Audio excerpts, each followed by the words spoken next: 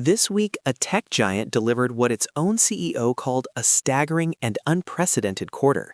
It broke all-time sales records for its most important product, with a surprising comeback in one of its most challenging markets. So why did the stock barely move? We're taking a closer look at a company that seems to be firing on all cylinders, but has investors worried about the road ahead. Welcome to TickerWatch, News for Apple, Week 5, 2026. This is the weekly show that cuts through the noise to bring you the essential news and analysis for the companies you follow. This week, it's all about Apple, following a blockbuster earnings report that revealed record-breaking demand, but also highlighted some significant headwinds on the horizon. It was a volatile week for Apple stock, driven almost entirely by its quarterly earnings announcement.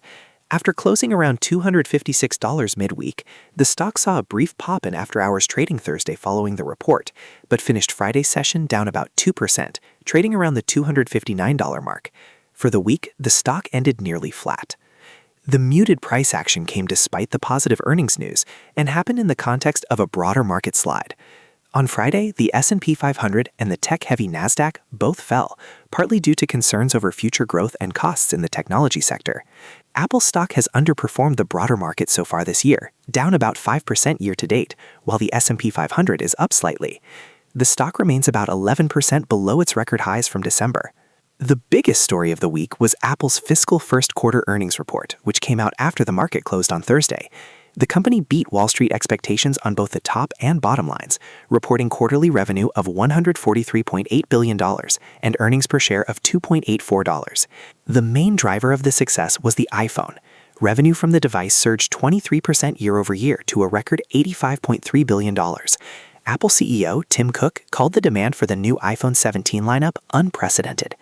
A significant part of this story was a major turnaround in Greater China, a market where Apple had seen sales decline in 3 of the last 4 quarters. Sales in the region climbed an impressive 38% year-over-year to $25.5 billion, marking their best ever quarter for iPhone sales there. But strong sales weren't the whole story.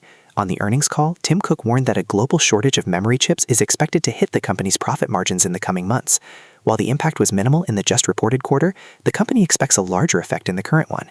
This news seemed to temper investor enthusiasm, as did comments about supply constraints for the advanced 3-nanometer processors used in the new iPhones. Finally, Apple continues to make moves in artificial intelligence, an area where it's perceived to be lagging. The company confirmed a multi-year partnership with Google to use its Gemini models to power a more personalized and capable version of Siri, expected later this year. In another move, Apple acquired an Israeli AI startup called QAI for a reported price of nearly $2 billion. The startup specializes in technology that can interpret facial expressions and enhance audio processing, which could be integrated into future devices like AirPods or the Vision Pro. The market's reaction to Apple's record-breaking quarter was surprisingly subdued. The stock's inability to rally suggests investors are looking past the historic sales numbers and focusing instead on future challenges. The narrative from Wall Street appears to be mixed. On one hand, there's a bullish sentiment around the powerful iPhone 17 upgrade cycle and the company's strong execution. The rebound in China was a significant positive surprise. Firms like Evercore ISI remain positive, pointing to the strong demand signals. On the other hand, a more cautious or even bearish view is gaining traction. This view centers on the rising costs of components, especially memory chips, which threaten to squeeze Apple's famously high profit margins. An analyst from Barclays, for instance, maintains an underweight rating on the stock. The consensus among many is that while this quarter's demand was strong, the real test will be navigating supply constraints and cost inflation through 2026. The stock's performance this week suggests investors are weighing whether the current strength is a high watermark before these headwinds really start to bite. From a technical standpoint, Apple stock has been underperforming this year. After hitting record highs in December, the stock has pulled back and has been trading in a range. It's currently below key moving averages, and the post-earnings dip suggests it's struggling to find upward momentum. Key support levels may be forming around the $250 mark, while resistance sits near the highs from late last year.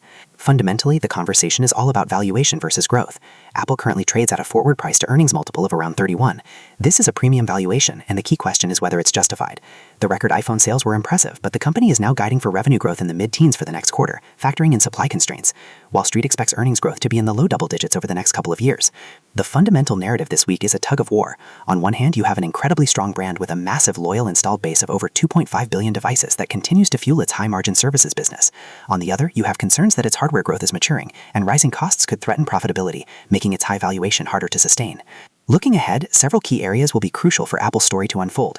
First, investors will be watching for any more details on the AI front, specifically how the Google Gemini partnership will translate into a revamped Siri and other Apple Intelligence features later this year.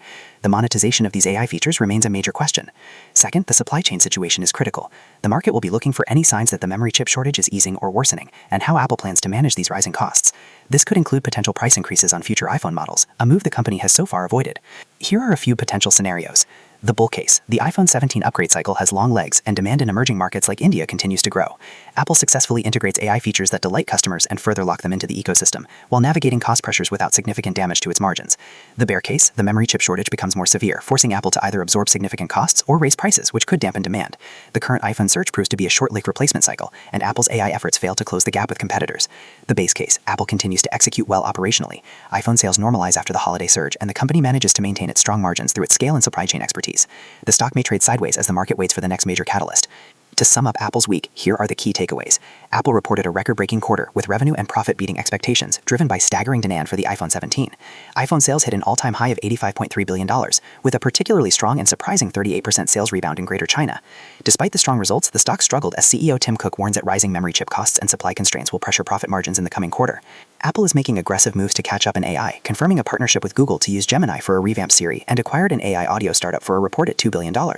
The market's muted reaction shows investors are more focused on future cost headwinds and the sustainability of this growth surge rather than the record-setting quarter itself. That's all for this week's TickerWatch news for Apple. Thank you for listening.